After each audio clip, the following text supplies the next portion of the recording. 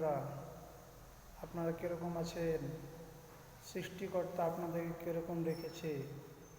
আলহামদুলিল্লাহ, অবশ্যই ভালো লাগবে। দেখুন বন্ধুরা, আপনাদের কাছে একটা ভিডিওতে এসেছি। আসার একটাই উদ্দেশ্য বন্ধুরা, দেখুন যে মৃত্যু মানুষের খুব কাছে, কিন্তু আমরা ভুলে থাকি। আমাদেরকে প্রত্যেকটা মুহূর্তে মৃত্যুকে স্মরণ রেখে জিন্দেগিকে অতিবাহিত করতে হবে। তার মানে আমাদেরকে সবসময় মনে রাখতে হবে যে আমাদের মৃত্যু কখন আসবে আমার জানা নেই, কিন্তু আমাকে সেইভাবে দুনিয়াদারি করতে হবে, আল্লাহর হুকুম নবীর তরিকা অনুযায়ী চলতে হবে। মৃত্যুকে ভুলে থাকলে হবে না, কেননা একদিন না একদিন যেতেই হবে। এর কখন যাব সেটা আমাদের জানা নেই, সেই জন্য আমাদেরকে সবসময় রেডি হয়ে থাকতে হবে। রেডি কি? আমরা যে কোনো ঘর বা যে কোনো দুনিয়াবি যাই করতে চাই না কেন, আমরা পূর্ব প্রস্তুতি নিয়ে থাকি।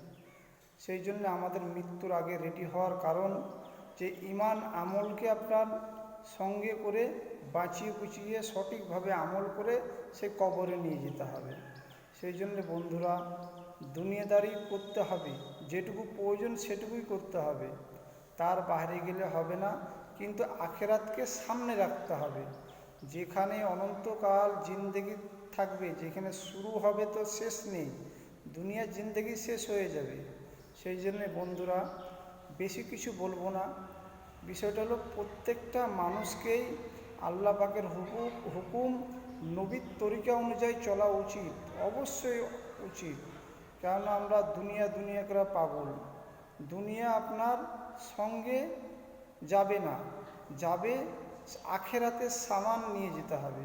সেই জন্য বন্ধুরা, আপনাদেরকে অনুরোধ করছি, যে কদিন আল্লাহ পাক আপনার আমার হায়াত রেখেছে, আল্লাহ পাকের হুকুম নবীর তরিকা অনুযায়ী জিন্দেগিটা কাটাবো ইনশাআল্লাহ।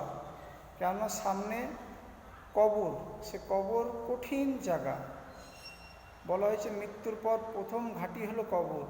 কবরের কাছে যে পার পেয়ে গেল, নাজাত পেয়ে গেল, সে বাকি জিন্দেগিটা খুব শান্তিতে থাকবে। আল্লাহ সুবহানাহু ওয়া তাআলা তিনাকে খুব ভালো রাখবে। যে কবরে যে পার পেয়ে গেল, কবরে পার পেতে গেলে আল্লাহ পাকের হুকুম নবীর তরিকা অনুযায়ী চলতে হবে। 5 ওয়াক্ত নামাজ পড়তে হবে, আল্লাহর হুকুম কি আছে, নবীর তরিকা কি আছে, সেইভাবে আমাদেরকে পালন করতে হবে। তাহলে এহকালেও ভালো থাকবো, পরকালে মৃত্যুর পরে জিন্দেগিটাও ভালো থাকবো। তার জন্য বন্ধুরা, দুনিয়াদারি করতে হবে, কিন্তু প্রয়োজন মতো। যে দুনিয়ায় মশগুল হয়ে থেকে গেলাম তা না।